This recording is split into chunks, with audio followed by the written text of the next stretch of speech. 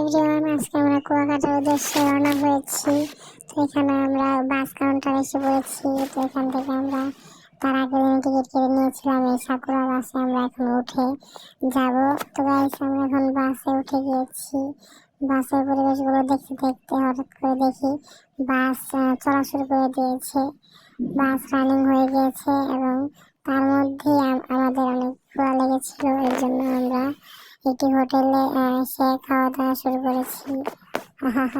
প্রথমে দিল ভাত, তারপর দিয়েছে হচ্ছে একটি সবজি, এবং এখান থেকে আমরা ঝটফট খাওয়া শেষ করে আবার বাসে উঠে যাই এবং ঘুম দিই। উঠে থেকে সকাল হয়ে যায়। তারপরে আমরা এসে পড়ি কুয়াকাটা। তো এখান থেকে আমরা ভ্যান দিয়ে যাব। তো যাচ্ছি, তারপর এসে পড়লাম আমরা সমুদ্রের পাড়ে।